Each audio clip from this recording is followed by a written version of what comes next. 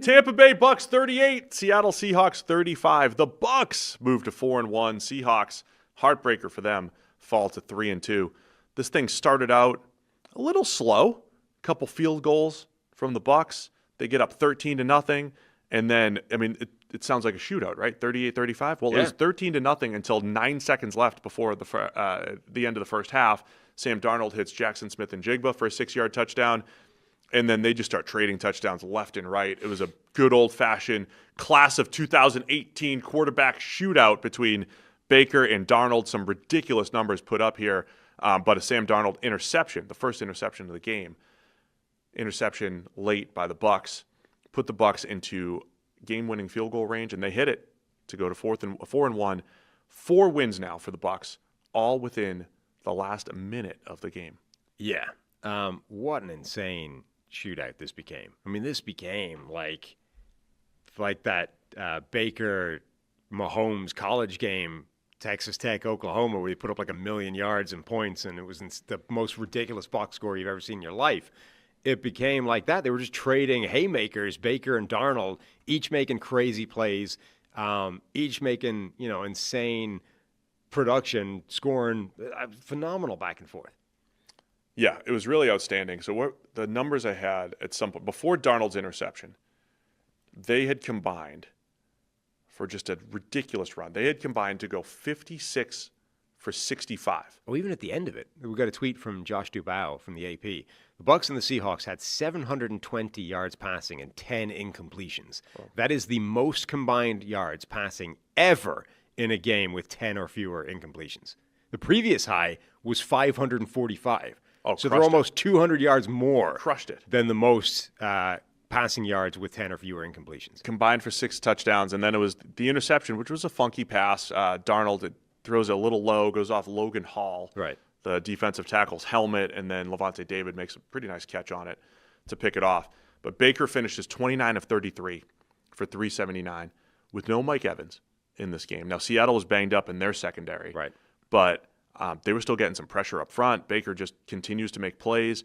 That first touchdown, Emeka Egbuka goes 7 catches for 163 and a touchdown. That touchdown, Baker to Egbuka, 3rd and long. And this is where we're saying these guys were dealing back and forth.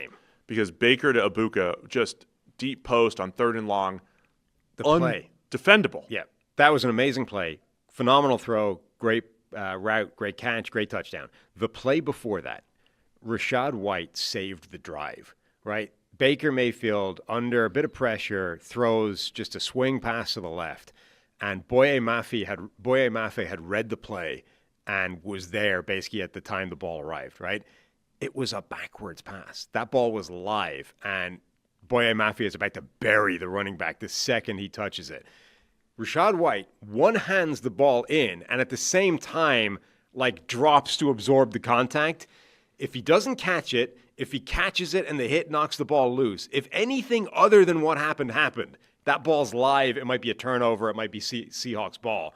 Instead, Rachaad White catches it, absorbs the contact, doesn't lose the handle of the ball, and the Bucks just keep the ball. The very next play is that touchdown play.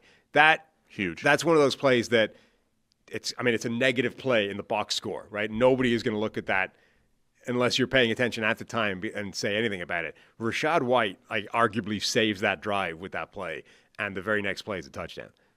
You've got in the Egbuka touchdown, again, I don't know how to describe this. Egbuka has played with 4 quarterbacks over the last 5 years, and I feel like he's awesome. He is really good. I also feel like he induces the best throws from his quarterbacks. We saw it with Stroud, with Kyle McCord, with Will Howard, and now with Baker Mayfield. I don't know if it's a skill, if he's just so smooth, but man, that was a dime from Baker to Egbuka. And watching Egbuka over the last couple of years, I'm just like, man, I just feel like I'm getting the best from his quarterback. I think there's maybe a QB-friendly aspect of his game that just gets lost sometimes, but it does feel like he helps his quarterbacks get the best out of some of their throws. Anyway, he was outstanding again in this game, Egbuka, and he's breaking all sorts of records within 5 games of his start of his career, whatever it might be. And again, without Mike Evans, Tez Johnson had 4 catches for 59 as well, a steal in the 7th round for the Bucks. just an impressive job. And then Rachaad White, who you said, they didn't have Bucky Irving in this game. Rachaad White had 2 rushing touchdowns and the run that they needed on third down to just set up the game-winning field goal and not give the Seahawks another opportunity to try to make their comeback. So Rachaad White with a couple big plays in this game. Yeah, he did. He had a good game.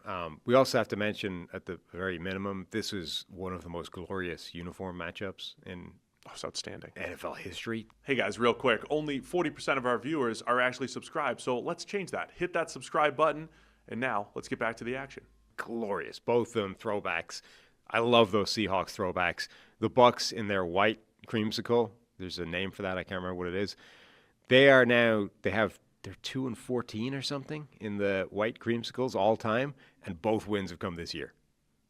What do you mean all time? You mean like as a throwback? Yeah, that's that uniform, the white creamsicle. They never won when they wore that. Dating back originally. to 76? Like that was what they wore every week, wasn't it? Correct. Where they were winless that year. But they didn't wear them for 15 years or 20 years? Correct. They wore it all their debut season where they were winless, and then didn't wear it again, went to the regular creamsicles, and then brought it back as a throwback this year, and that's where their 2 wins have come from. They didn't wear white? Correct. White on white? White on white creamsicle. That's what they wore. That was their away jersey forever. I think they wore like orange pants or something. It wasn't white on white. I don't think that's true at all. Look, the man NFL fashion advice who deals in this kind of thing is a profession, or at least a Twitter You must account. be talking about a specific trim. Like the white on white with That's his creamsicle take. trim was their away uniform for a while. And actually their home uniform. Don't argue with the NFL fashion advice, man. I would never. I would never. You wouldn't do that. Sam Darnold, I think, balled out. It's specifically, creamsicle on ice is what it's called. Okay, so it's a specific 2 and type 14 of on creamsicle. creamsicle on ice. Don't argue with that. Can't argue with it. Got it. And both the wins have been this year. Anyway, I thought Darnold played well as well. That first, by the way, that first touchdown to Jackson Smith and Jigba gave me a little flashback to Elite 11. Darnold made that same pass as a high school kid at Elite 11. That was when Jordan Palmer looked at me across the room. He goes, "That's a big-time throw." Little red zone high post. That's a big-time throw. He said it to me. He used big-time throw. Now, I think he may have said that's a +1. Whatever he said. Kind of term a child would use. Yeah, well, Arguably. whatever. But I had flashbacks, same throw, the 6-yarder to Jackson Smith and Jigba. That was just a laser beam. Yeah. But he made a few big plays as well. They had 4th and 2 in the tie games, 28-28. It's a big play in the new NFL, 28-28 with 3:25 left in the game. And the Seahawks say, we're not kicking the game-winning, the go-ahead field goal. We're going for it on 4th and 2. And the play looks completely dead. And then Darnold scrambles out, hits Torrey Horton for a 21-yard touchdown. Incredible. And it's like, that was when you just felt like this back and forth. All right, now Baker Mayfield needs to match. And then he finds Sterling Shepard for the game-tying touchdown. And Baker's making big plays.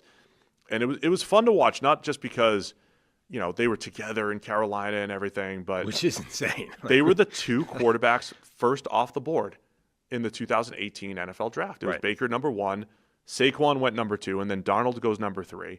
Clearly, Baker worked in Cleveland, then they moved on from him. Darnold didn't work with the Jets. Right. And the 2018 draft class contains Josh Allen and Lamar Jackson. So they're the 2 best quarterbacks from that class, but you've got Baker and Darnold just duking it out, and both have really rejuvenated their careers the last couple of years. So it was a fun watch, and it all happened in the second half. It was 13-7 at the half. Right. Most of it happened in the second half, and it was just a fun game that the Bucs get the win. Yeah. We speculated before the season that the Seahawks might experiment with the Jalen Milroe package, just to get him on the field as an athlete while they're developing him behind the scenes. Next time we bring this up, yeah. Milroe got on the field.